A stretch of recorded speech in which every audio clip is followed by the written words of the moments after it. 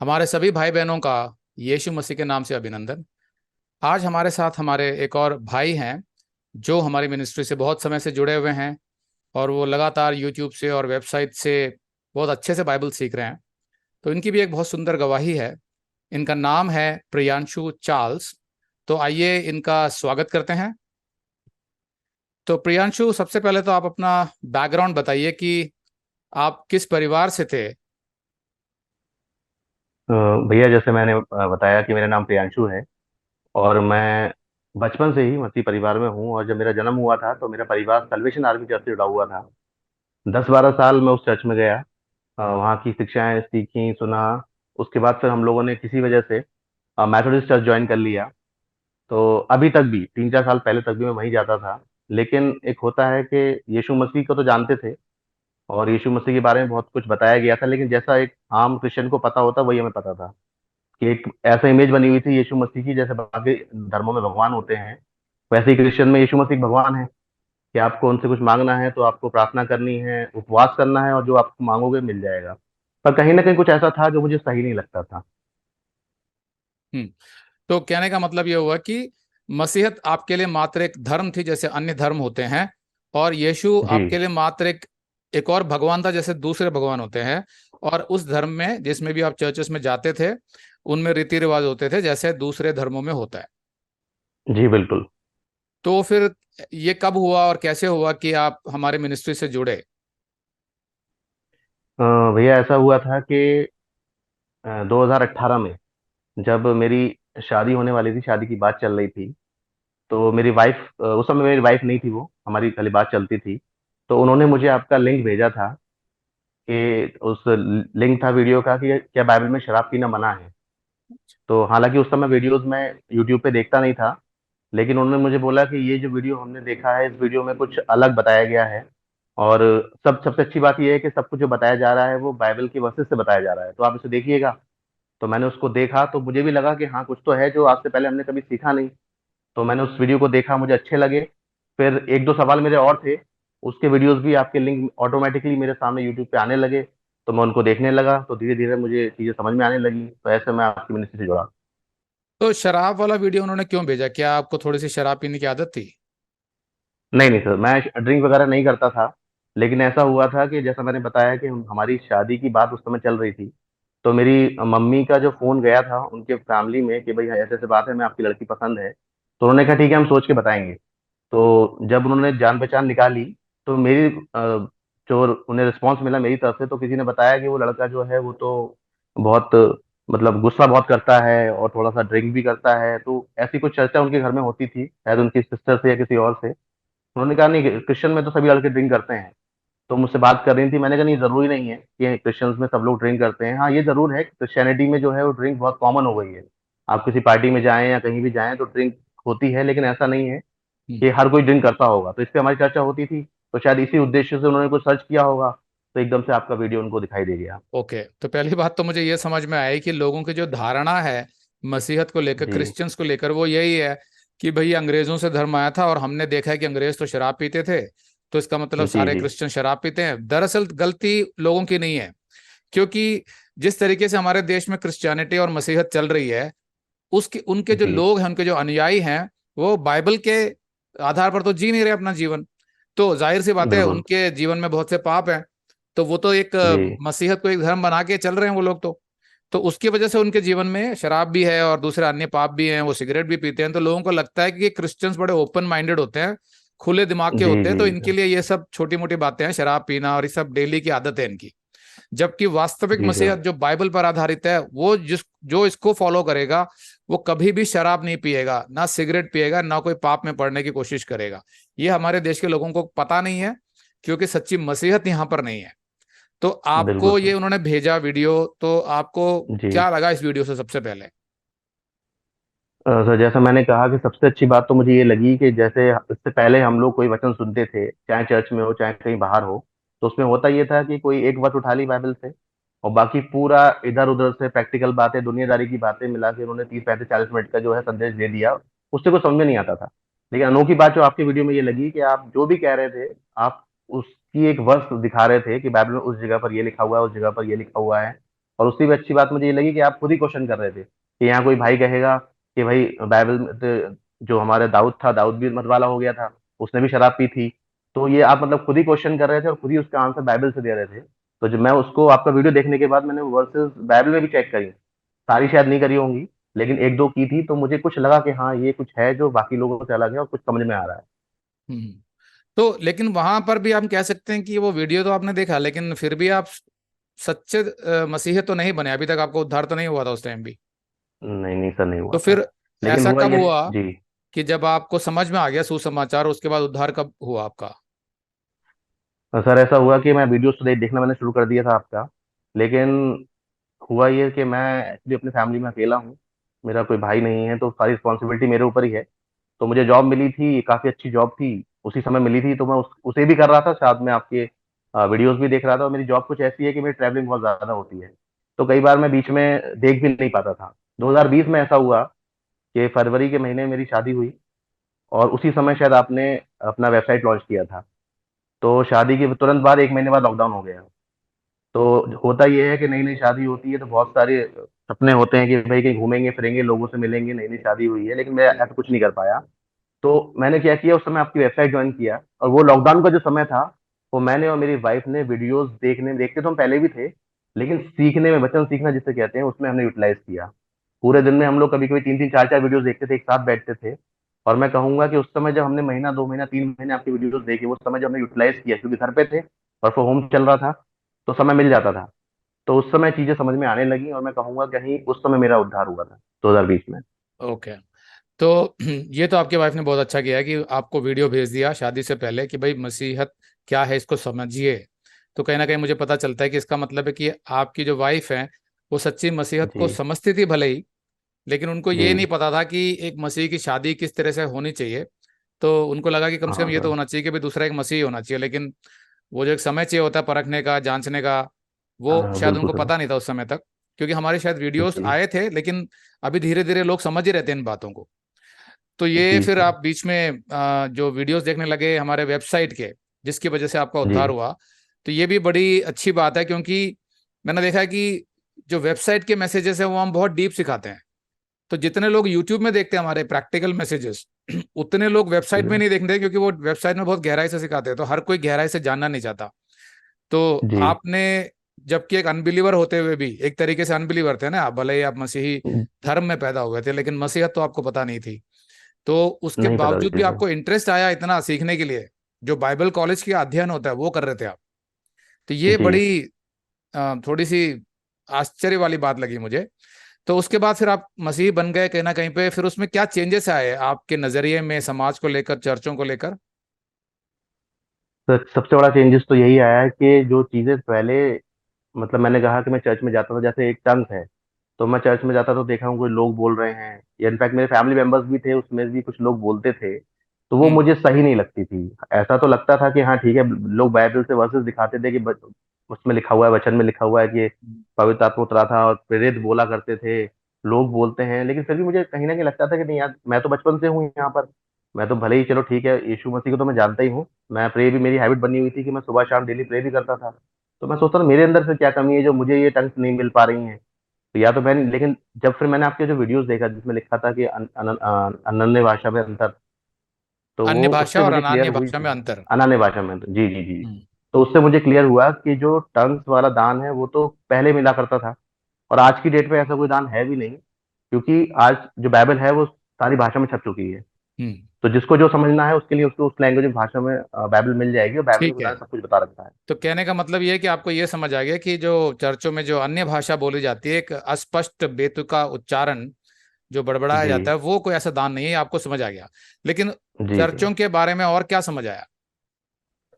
और सर एक चीज ये समझ में आई कि जो चर्च में सिखाया जाता है हर बार दान देना, ये चीज मुझे पता नहीं क्यों पहले से ही एक अजीब सी खटकती थी।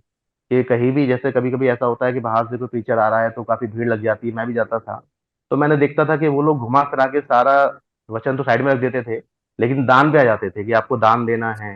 टाइट एक अलग चीज है वो, लेकिन वो दान के जो शब्द इस्तेमाल करते थे, तो वो मुझे थोड़ा सा खटकता था कि क्या यीशु मसीह तभी आपको चंगाई देगा या तभी आपकी जरूरतें पूरी करेगा जब आप उसे दान दोगे। और मैंने कई जगह देखा था कि लोग अपने मुंह से मांगते थे, कि भाई फलाने चर्च में इस चीज की जरूरत है तो आप इतना दीजिए, तो मेरे दिमाग में ख्याल आता था कि सिखाया तो हमें, तो वो आप ये सिखा रहे हो कि आप खुदा से मांगो, यीशु से मांगो, और जब आपको किसी चीज की जरूरत है तो आप वहां पे कह रहे हो कि चर्च को ये चाहिए या हमें चाहिए तो आप दान दीजिए। तो ये चीज भी मुझे बहुत खटकती थी। तो कहीं ना कहीं मुझे आपके वचन से समझ में आई है वीडियोस के द्वारा। और समाज और दुनिया के बारे में आपके नजरिए में क्या बदलाव आए? सर उसमें एक ये, जैसे कि पहले मैं गुस्सा बहुत करता था, कोई ऐसी बात होती थी जो मेरे हिसाब से नहीं हो रही तो मुझे बहुत जल्दी गुस्सा आ जाता था। मैं इतना हाइपर था कि एक बार मेरी तबीयत खराब हो गई थी, उस समय मेरी उम्र शायद 24 साल की थी। तो मेरे हार्ट में स्वेलिंग आ गई थी, तो डॉक्टर ने कहा था कि अगर आप जिंदा रहना चाहते हैं तो गुस्सा करना छोड़ दीजिए। मैं इतना ज्यादा गुस्सा करता था, हर बात मुझे अपने हिसाब से चाहिए होती थी। लेकिन जब मैं धीरे धीरे वचन में बढ़ने लगा तो मुझे समझ में आने लगा कि भाई मुझे तो अलग तरीके से जीना है, और बाकी लोग जो हैं, बाकी जो समाज है, मेरे हिसाब से नहीं हो पाएगा। तो वो मैंने करना छोड़ दिया। और जैसे एक बदलाव था कि पहले मेरा कोई काम निकलता था तो मैं सोचता था ठीक है 150 रुपये दे के हो जाएगा। रिश्वत फिर देके? धीरे धीरे मैंने वो करना, जी रिश्वत देके, फिर धीरे धीरे मैंने वो करना छोड़ दिया। मैं अब छोड़ देता हूँ यीशु पे कि भाई जो होगा तो होगा, नहीं होगा तो उसकी मर्जी में नहीं है तो नहीं हो पाएगा। हम्म, ठीक है। तो ये व्यक्तित्व में जो बदलाव आया, पर्सनालिटी में, वो ये कि आपका गुस्सा कम हो गया। और कोई जी ऐसा सर। बदलाव आपको पर्सनालिटी में लगा हो? सर मेरी जो निर्भरता थी पैसों पे, क्योंकि जैसा मैंने कहा 2018 में मैं जॉब कर रहा था, काफी अच्छी जॉब है मेरी, डिविजनल लेवल की जॉब है। तो उसमें सैलरी काफी अच्छी है, और मतलब इस उम्र में मैंने कम कम लोगों को देखा है जो इतना अच्छा कमाते हैं, सब कुछ करते हैं। तो एक डिपेंडेंसी जो स्टार्टिंग में थी मेरी, वो पैसों पे थी, क्योंकि मैं मिडिल क्लास फैमिली से आया था। तो मुझे ऐसा लगता था कि मैं सब कुछ ले लूंगा।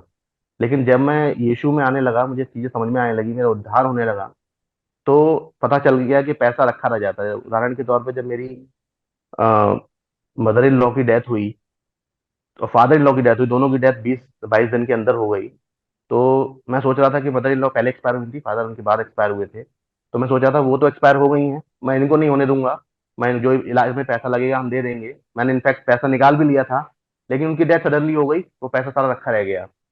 फिर मुझे यीशु ने बताया कि भाई मेन चीज ये है कि इनका उद्धार हो गया हो तो ये स्वर्ग में जाएंगे, नहीं तो आप कितना पैसा खर्च करके भले ही इन्हें बचा लेते लेकिन इनका उद्धार नहीं हो पाता। तो ये पैसे पे जो डिपेंडेंसी थी मेरी वो खत्म होती चली गई। तो यहाँ पर मुझे ये समझ आया कि पैसे पे निर्भरता, मतलब कि लोग सोचते हैं कि पैसे से ही सारे समाधान निकलते हैं, इसलिए जी बहुत जी सारा जी। पैसा जोड़ते रहना जरूरी है। ये आपको समझ आ गया कि नहीं, यीशु पर निर्भरता ज्यादा इंपॉर्टेंट है, क्योंकि नियंत्रण करने वाला वो है। लेकिन बिल्कुल सर। दूसरी तरफ आपका जो लालच था कि मैं बहुत पैसे कमाऊंगा या बहुत इकट्ठा कर लूंगा आराम से, वो निकल गया कि अब उसकी जरूरत नहीं है। अब क्योंकि उसकी जरूरत नहीं यीशु है। जितना चाहिए हमारे को देता रहेगा, तरक्की भी होगी, जॉब में भी होगी, बिजनेस में भी अगर कर रहे हो बिल्कुल तो सर। भी होती है। लेकिन मतलब अब वो लालच चला गया कि भाई मुझे बहुत पैसा जोड़ के समाज में दिखाना है, ऊंचा नाम करना है, ऐसे सब निकल गया दिमाग से, है बिल्कुल ना? निकल गया सर। दूसरा मुझे ये पूछना था कि एक होता है ना कि बचपन से हम जिस समाज में रहते हैं, उस समाज के प्रति और उस दुनियादारी के प्रति एक नजरिया होता है। तो मसीह में आने के बाद और खासकर हमारे वचन में जो बढ़ने के बाद, जब आप वेबसाइट से सीख रहे थे, तो उस नजरिए में क्या अंतर आया? सर नजरी में जैसा मैंने कहा कि बहुत सारे अंतर आए। सबसे पहला तो ये आया कि जैसे पहले हम जो अनबिलीवर्स के जो फेस्टिवल्स होते हैं, अन्य जातियों के जो फेस्टिवल्स होते हैं, तो हमारा ये सोचना था कि ठीक है पूजा पाठ भले ही हम नहीं कर रहे हैं लेकिन सेलिब्रेट कर सकते हैं। जैसे कि राखी है, सबसे फेमस त्योहार है इंडिया में, कि जो लोग अन्य जाति हैं वो तो पूजा पाठ करके सेलिब्रेट करते हैं। हम एज अ क्रिश्चियन पूजा पाठ तो नहीं कर रहे हैं, बट राखी बंधवाने में क्या परेशानी है। लेकिन जब मैंने आपके वीडियोस देखे, वचन पढ़ा, तो समझ में आ गया कि नहीं, परेशानी कुछ नहीं है। बट ये जो राखी वगैरह है, कहीं ना कहीं जो इसका ओरिजिन है, जो इसकी जड़ें हैं, वो जुड़ी हुई हैं कहीं ना कहीं किसी देवी देवता से।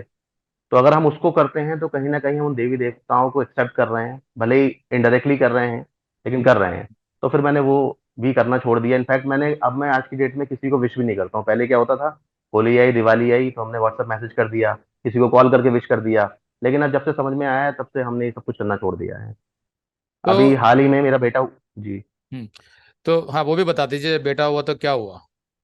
जी, जो मेरा बेटा हुआ तो एक बड़ी प्रथा है हमारे यहाँ कि जो उसका बैप्टिज्म किया जाता है पानी के छिड़काव करके। तो मुझे तो पता था क्योंकि मैंने वचन से सीख रखा था। तो मैंने कहा नहीं कि नहीं, मैं तो इसका बैप्टिज्म नहीं कर, क्रिस्टनिंग बोलते हैं उसको, कि मैं वो तो नहीं करवाऊंगा, क्योंकि मुझे पता चल गया है कि बैप्टिज्म तभी होना चाहिए जब जो बच्चा है, जब इंसान है, उसे यीशु मसीह पता चल जाए कौन है, उसका उद्धार हो जाए। तो अभी तो वो छोटा है, अभी तो वो 8 महीने का, 10 महीने का है।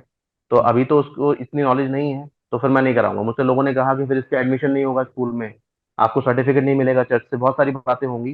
तो मैंने कहा नहीं कोई बात नहीं, वो यीशु मसीह संभाल लेगा अपने टाइम से, लेकिन मुझे नहीं करवाना है। तो फिर मैंने वहां भी स्टैंड लिया और फिर मैंने नहीं करवाया।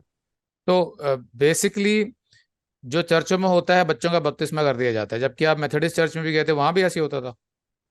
वहां भी सर ऐसा ही होता है, ईस्टर पे या क्रिसमस पे, वहां पे अलग से टाइम दिया जाता है 1 घंटा। ये उस समय जिसके बच्चे हुए हैं वो आए और बपतिस्मा करवा लें। ओके। तो जब ये आपने फैसला किया कि मैं बच्चे का बपतिस्मा नहीं कराऊंगा, तो आपके पेरेंट्स और दोस्त और कोलीग्स जो भी आपके चर्च में जाते थे, उन्होंने कोई जी सर। आपत्ति नहीं जताई? तो चर्च मेंबर्स ने तो आपत्ति नहीं जताई, मतलब हो सकता है पीछे जताई हो, मुझसे कुछ नहीं कहा क्योंकि लगभग 2.5 साल से मैं चर्च नहीं जा रहा हूँ। लेकिन हाँ, फैमिलीज ने और बाकी लोगों ने जरूर कहा कि भाई ये तो जरूरी होता है, क्योंकि जैसा मैंने आपको बताया भी है कि उस समय जब मेरा बेबी हुआ था, उसके आसपास ही मेरे रिलेटिव में 3-4 बच्चे और हुए थे, तो उन सबका हुआ। अच्छा। लेकिन मैंने मना कर दिया, मैंने कहा नहीं जी, कि भाई मुझे पता चल गया है। और इनफैक्ट मैंने उन्हें भी कोशिश करी बताने की, उनके पेरेंट्स को भी बताया, लेकिन उन्होंने मेरी बात को सुना नहीं। उन्होंने कहा नहीं ये तो जरूरी होता है और करवाते हैं। तो मैंने कहा ठीक है, आप कराइए, आपकी इच्छा है। मैंने नहीं कराया। और वो लोग कहते हैं बहुत कुछ, लेकिन डायरेक्टली मेरे मुंह पे नहीं कहते। ओके। तो अगर मैं आपसे कहूं कि आप कह रहे हो कि जो राखी बंधवाते थे, आप तो वैसे भी क्रिश्चियन फैमिली से थे पहले, तो जी राखी तो वैसे भी हिंदुओं का त्योहार होता है, तो अम, ये कहना कि भाई ये कोई अगर आपसे पूछे कि भाई राखी बंधवाने में दिक्कत क्या है, भले ही आप क्रिश्चियन हो, आप सिर्फ अपनी बहन से प्यार करते हो, तो बहन की रक्षा करने की जिम्मेवारी आपकी है, राखी तो इसी का प्रतीक है, तो फिर वो जी अगर बांधती भी है तो इतना परेशान होने की क्या जरूरत है? ऐसी वो हर त्योहार के लिए बोल सकते हैं कि भाई तुम ठीक है, तुम यीशु मसीह को मानते हो, लेकिन हमारे त्योहार में आके हमारी पूजा में बैठ जाओगे तो क्या फर्क पड़ जाएगा, हमारी जो दोस्ती है उसके खातिर आ जाओ। ऐसा भी बोल सकते हैं। चर्च में जो आपने जी बताया जी बपतिस्मा का, गलत तरीके से बच्चे का पहले ही बपतिस्मा करते हैं, उसमें भी लोग ये बोल सकते हैं कि भाई ठीक है, तुम्हारा विश्वास बदल गया है, तुम बाइबल के हिसाब से चलते हो, लेकिन जो एक रीति रिवाज चले आ रहे हैं हमारे पूर्वजों के, उसके आधार पर अगर आप बच्चे को लाते हो चर्च में और सबके सामने करवाते हो तो क्या फर्क पड़ जाएगा बच्चे में? तो आप क्या समझाएंगे लोगों को? मुझसे सर कहा गया था, जैसे मुझसे ये भी कहा गया कि भाई ऐसा होता है कि जब तक बच्चे का बैप्टिज्म नहीं होता है, तब तक वो एक तरीके से वो एक बाउंड्री में नहीं आता है। कहीं ना कहीं उस पर शैतान की शक्तियां आ सकती हैं, उसे चोट लग सकती है, उसे कोई बीमारी हो सकती है। लेकिन जब उसका बपतिस्मा हो जाएगा तो वो इन सब चीजों से बच जाएगा।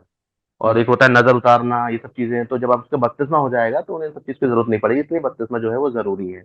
ओके। तो मैंने उनको समझाया, मैंने कहा प्रभु यीशु मसीह जो है वो तो जब जिस दिन से बच्चा पैदा होता है, तो भले ही बच्चा यीशु मसीह को नहीं जानता, उसके माँ बाप तो जानते हैं, और उसके माँ बाप उसे प्रार्थना प्रार्थना करेंगे उसके लिए, तो जाहिर सी बात है यीशु मसीह बचाएगा उसको। हम्म।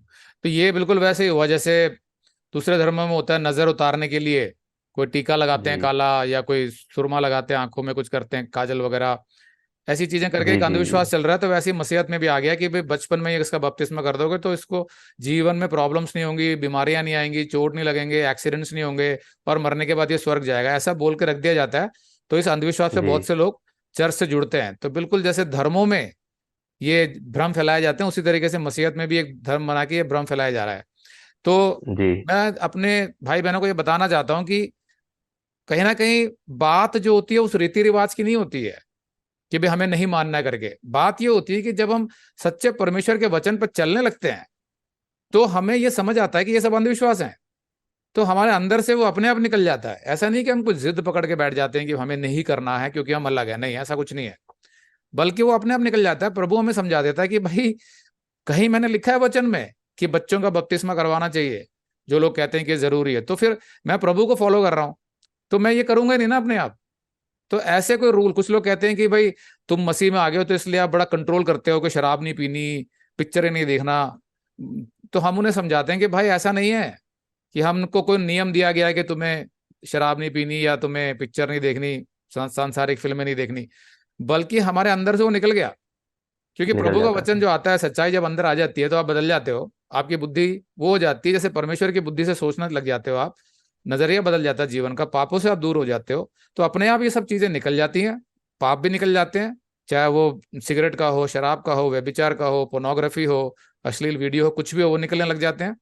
फिर साथ में जो अंधविश्वास वाले रीति रिवाज थे पहले जीवन में, जो इसलिए थे क्योंकि हम किसी ना किसी धर्म में पैदा होते हैं, वो भी निकल जाते हैं। क्योंकि बाइबल स्पष्ट रूप से सिखाती है कि मनुष्य का जो जीवन होता है वो डायरेक्टली परमेश्वर से जुड़ता है, वो एक संबंध है उसका जीवन। ना कि धार्मिक रीति रिवाज। तो ये सारे अंधविश्वास अपने आप बाहर हो जाते हैं, जैसा प्रियांशु का और उनकी वाइफ का भी हुआ। तो ये हो गया कि मतलब आपका जो स्टैंड आपने लिए। तो कुछ और बता सकते जी। हैं, कोई और स्टैंड लिया हो आपने यीशु के लिए?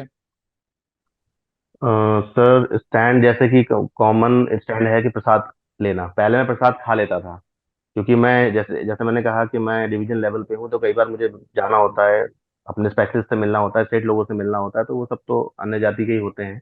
कई बार मुझे ऑफर करते हैं वो। तो पहले उस समय पे मैं नहीं मना कर पाता था और ले लेता था, खा लेता था। इनफैक्ट एक बार मुझे याद है कि मैंने प्रसाद के नाम पे मिट्टी भी खाई है।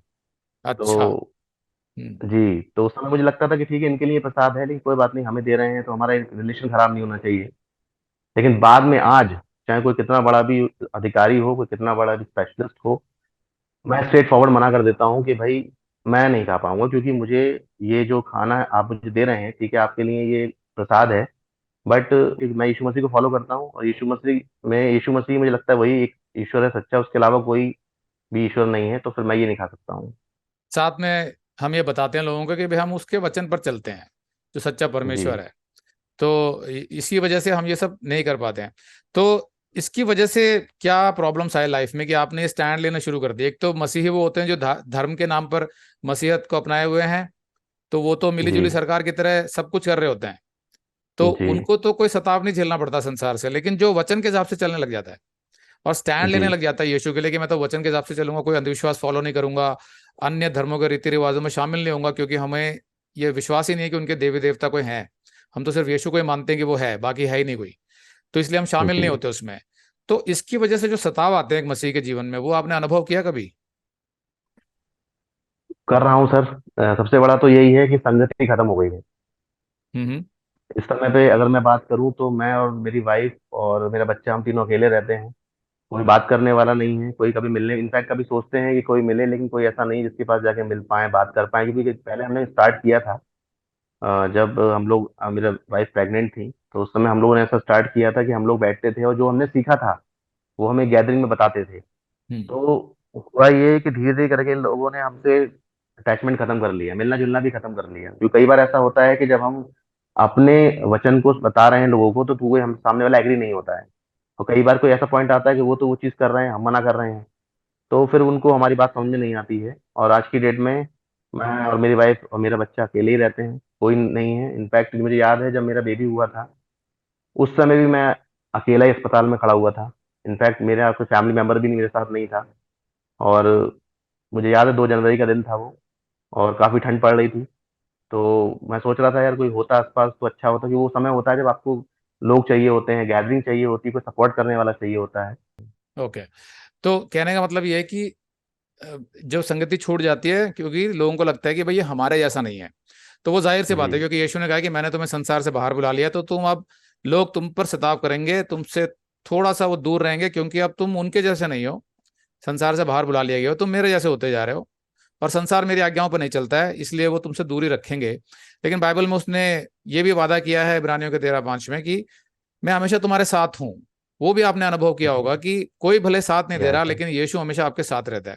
मैं आप लोगों को बताना चाहता हूँ भाइयों और बहनों कि प्रियांशु हमारी मिनिस्ट्री से बहुत पहले से जुड़े हैं, तो ये इनके जीवन में जो बदलाव आया, जाहिर सी बात है कि हम कभी फोन पे बात नहीं करते थे, क्योंकि हमारी मिनिस्ट्री में हम फोन पर बात नहीं करते हैं, सिर्फ व्हाट्सएप कम्युनिकेशन होता है हमारा और ईमेल से। तो ऐसा तो संभव ही नहीं है कि एक आदमी के संदेश सुन के ये अपनी जो फैमिली की मसीहत है उसको भी छोड़ दें, और जो रीति रिवाज जो किसी भी और धर्म के निभाते थे वो भी छोड़ दें, और ऐसे ऐसे स्टैंड लेने लगे कि जो इनके साथ आसपास के जो लोग थे वो अपने आप इनसे दूर हो जाएं। ये तो कोई भी नहीं करना चाहेगा, खासकर एक ऐसे व्यक्ति का मैसेज सुन के जिसको वो पर्सनली जानते भी नहीं है। कहने का मेरा मतलब ये है कि इनके जीवन में जो बदलाव आए वो मेरे कहने पर नहीं आए कि मैंने कुछ कहा इनको और इन्होंने उसको माना, ऐसा नहीं है। परमेश्वर का वचन जो अंदर गए इनके, तो मुझे, मैं नहीं कह रहा था, मैं सिर्फ वो वचन सिखाता था, उस वचन ने जाकर जो काम किया वो आपको दिखाई दे रहा है। जो भी स्टैंड लिए, मैंने एक बार भी आपको कभी फोन नहीं किया ना आपसे मेरे को बात हुई कि मैं बोलूं कि भाई प्रियांशु आप राखी बंधवाना छोड़ दो, भाई प्रियांशु बच्चे का बपतिस्मा मत कराओ। मैंने तो एक बार भी नहीं बोला। मैं तो सिर्फ मैसेजेस हम्म। वचन से सिखाता था, और वो वचन आपके अंदर जाते थे पवित्र आत्मा जो आपके अंदर था वो कहता था कि ये परमेश्वर के सच्चे वचन है, सब कुछ आप अपने आप सीख गए। हमारी मिनिस्ट्री का उद्देश्य भी बेसिकली यही था कि हम वचन पे वचन डालते जाएं। ये भी एक कारण है कि हम लोगों से फोन पे बात नहीं करते, क्योंकि हमारा मुख्य काम रुक जाएगा। जीवन बदलना जरूरी है, जैसे आपका बदल गया और बहुतों के बदले, तो वो काम हो रहा है तो हमारा काम हो रहा है ना। तो फिर एक समय आता है जब हम आपसे बात कर पाते हैं व्यक्तिगत तौर पर, जब पवित्र आत्मा में गाइड करता है कि फलाना आदमी से बात करो, फलाना आदमी से बात करो। तो ऐसे ही हम आपसे आज जूम मीटिंग कर रहे हैं। कितने साल हो गए? जी सर। 4 साल हो गए आप मिनिस्ट्री से जुड़े हुए, 4 से ज्यादा साल हो गए आपको। फर्स्ट टाइम मैं मतलब आपसे पाँच बात, साल पूरे हो गए सर। 5 साल हो जी गए। सर। तो यही मैं बताना जी चाहता हूँ कि कुछ लोगों को थोड़ा सा बुरा लगता है कि हम पर्सनली मिल नहीं पाते हैं या पर्सनली फोन पर बात नहीं कर पाते हैं। उसका कारण ही ये है कि हम जानते हैं कि जो काम आपके जीवन में होना है वो वचन से होना है और पवित्र आत्मा ने करना है। हम तो सिर्फ एक दास के तौर पर संदेश सुना रहे होते हैं। फिर जब समय आएगा तो वो प्रभु मिलाएगा। जैसे हमारी अभी इस साल से मीटिंग शुरू हुई है, तो धीरे धीरे हम ग्रुप्स भी बना रहे हैं अब। हमें उम्मीद है कि आपके यहाँ भी एक ग्रुप बनेगा बहुत जल्दी। जी। तो ये हमारा चल रहा है। तो जी कहे सर। जो भी आपके सताव आए, उसके जी बावजूद भी सर। जो आपके अंदर एक आनंद मुझे दिखाई दे रहा है, एक ताकत दिखाई दे रही है, उसके बारे में कुछ कहना चाहेंगे आप? कहना सर बस यही चाहूंगा कि वो जो कई बार ऐसा हुआ जैसे मैंने बताया अभी कि मेरी शादी को केवल 14 महीने हुए थे और मेरे घर में एकदम से चीजें खराब होने लगी। पहले मेरी मम्मी का एक्सीडेंट हो गया और उनका जो पैर था 3 जगह से टूट गया। फिर मेरे father in law mother in law दोनों एक्सपायर कर गए। सब कुछ 2 ढाई महीने के अंदर हुआ।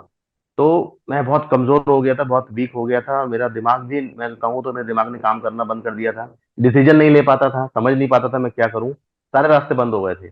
एक बार मन में ये भी आया था कि क्या हुआ, वचन सीख के क्या हुआ, अपना जीवन बदल के क्या हुआ। लेकिन हाँ, जब मैं आंखें बंद करता था, परेशान होता था और सवाल करता था कि ये सब क्यों हो रहा है मेरी जिंदगी में, तो जवाब बस एक ही आता था कि आई लव यू, मैं तुमसे बहुत प्यार करता हूँ और जो कुछ भी है वो सब मेरे नियंत्रण में है।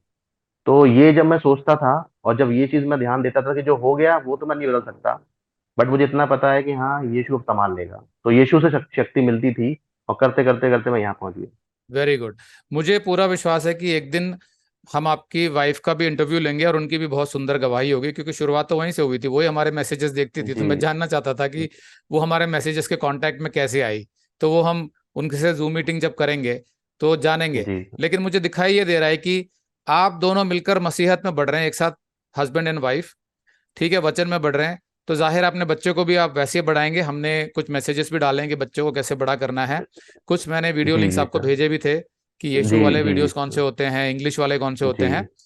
तो उस रीति से आप बड़ा करेंगे तो एक मसीही परिवार जो तैयार हो रहा है आपका, ये प्रभु की योजना होती है हर मसीह के लिए, जिसको आप निभा रहे हैं। तो कई बार आपका जी। विश्वास ऊपर जाएगा, नीचे आएगा, लेकिन आपको हमेशा लगेगा कि मैं यीशु से जुड़ा हूं, उससे कभी भाग नहीं सकता दूर, क्योंकि वो ही नहीं मुझे जी। छोड़ेगा, जी वो सर। हमेशा मुझे थामे रहेगा भले ही मैं दूर भाग जाऊं। जैसा जी। दूसरे तिमुथियुस का 2:13 कहता है कि अगर तुम विश्वास योग्य नहीं भी हो तो भी मैं विश्वास योग्य हूं, क्योंकि परमेश्वर का चरित्र ऐसा ही है। तो वो आपको हमेशा संभाले रखेगा, थामे रखेगा। तो आगे भी चुनौतियां आएंगी आपके जीवन में, लेकिन जितनी चुनौतियां आती हैं वो गवाही का अवसर होती हैं और आप जी। स्ट्रांग होते जाते हो अपने विश्वास में। ठीक है। तो इस जी। इंटरव्यू के लिए प्रियांशु इतना ही काफी है। बहुत बहुत धन्यवाद आपका। और भी बातें करेंगे जब थैंक यू। भी कभी नेक्स्ट इंटरव्यू लेंगे आपका, और हो सका तो जी आपकी सर। वाइफ से भी बात करेंगे। तो ठीक है सर। इसके लिए बहुत बहुत धन्यवाद कि आपने अपना जीवन साझा किया हमारे साथ। यीशु मसीह के जी नाम सर। से थैंक यू। सभी भाई बहनों को अभिनंदन। आमीन।